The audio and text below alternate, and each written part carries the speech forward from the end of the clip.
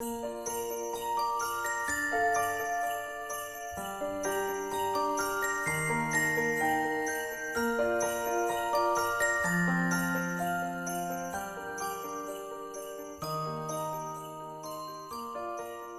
my name is Brooke Raulerson and I'm one of the owners of Revelation Design.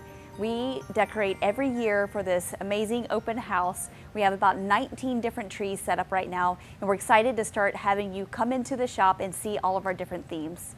But for now, I wanted to show you a couple tips on what I do on the trees in our shop. A lot of people ask me things about how to apply ribbon to their trees, how to make bows, what size ribbon they need, and how many yards you need for a bow. So I wanted to show you a couple different things that we do and how I make ribbons and bows.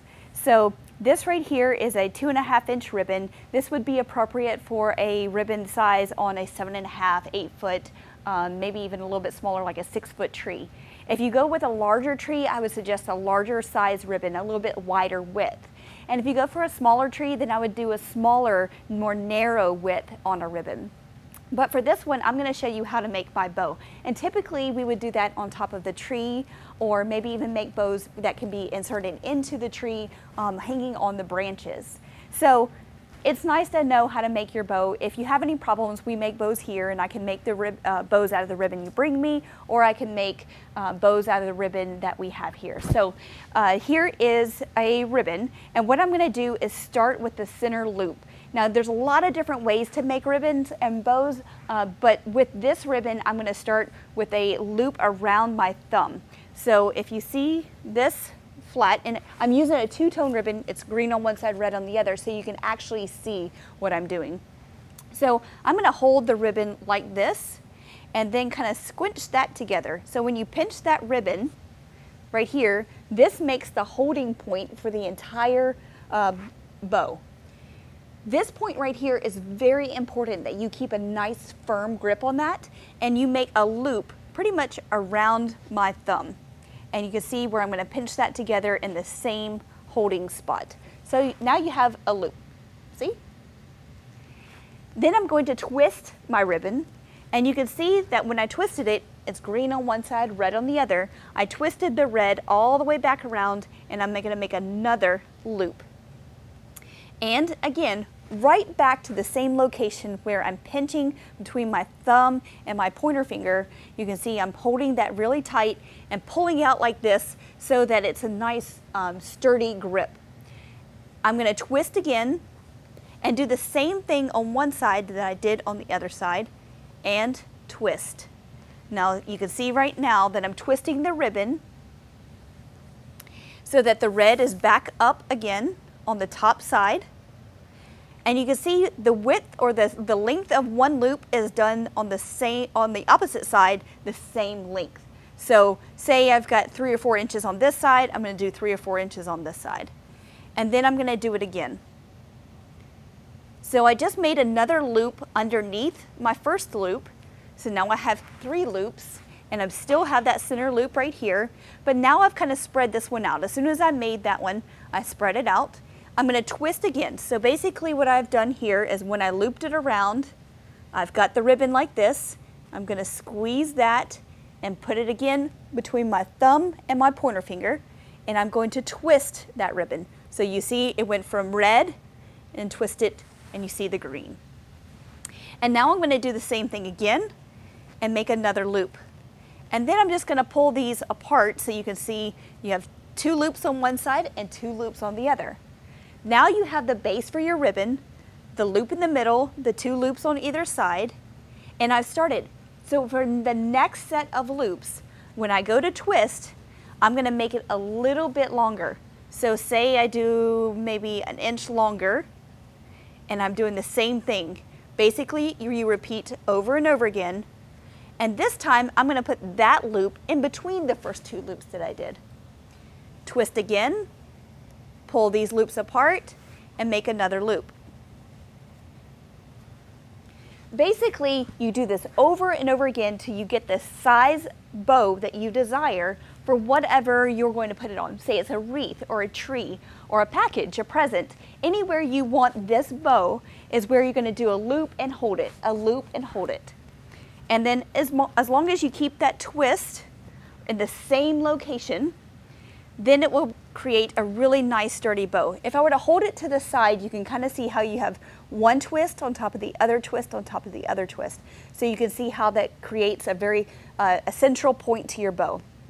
And it's symmetrical. So what you see on one side, you see on the other side. It's a mirror image of the loops. So I'm just going to add to this, and I'm going to speed this up a little bit, because this is a video, you can play it over and over again. But I'm going to twist and loop, get a little bit larger, twist and loop. Now this is a really nice wired ribbon. I like using the wired ribbon because it holds in place. When you're using a ribbon that's not wired or a lower quality of fabric, it's not as stiff and it's really hard to keep in place. So I think using a higher quality ribbon, you can actually use that ribbon year after year after year. So if you pack up your ribbon and maybe put tissue in between the loops, then it will last you a very long time. So it is kind of like an investment.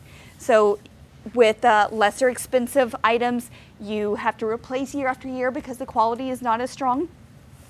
With higher end items, you do have a higher quality with those, and then that way you don't have any issues with it holding up.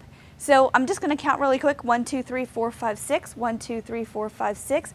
So I've got 6 loops on either side. Actually got one too many. So this is 6 loops on both sides. And the last loop, what I'm going to do, I've got this fabric. And the last one, I'm going to make a really large loop and come back around to the top of the bottom of this bow. And I'm going to pinch that right in the same location. So you can see here that the loop makes one spot still held, but looping around and then place that right under where everything is twisted. And I've already got my bind wire cut, and this is just a kind of a paper wrapped wire. I like to use it a lot. I use it a lot of different applications, but this is a great way to use. And I've just doubled it up so it's nice and strong because I want to be able to pull this. And what I'm going to do is go through that loop right here in the center, and I'm going to actually replace my thumb with that wire. And then I put my thumb back on the wire. I pull both strands down on either side.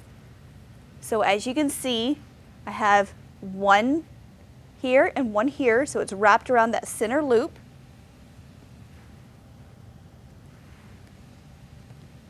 And I'm going to hold it like this so that I can pull this really tight, and then I'm going to stick my finger between the two of them and twist. Almost like a bread tie.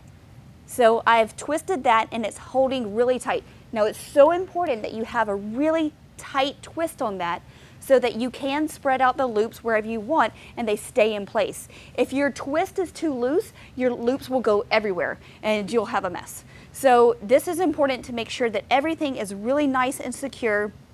This center piece right here, I'm just going to pull down because it's not as pretty. And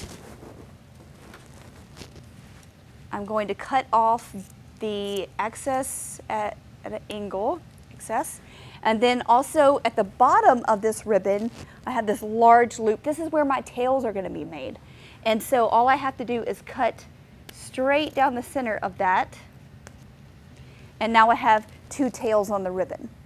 Because this is a wired ribbon, one of the main things that I love to pay attention to those details, and it's very important to me.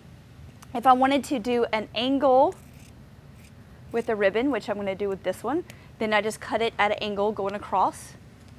If I wanted to do more of that swallowtail, I'm going to fold it in half, and I'm going to cut up towards the bow at an angle, and then open it up, and you have that angle right here, that swallowtail.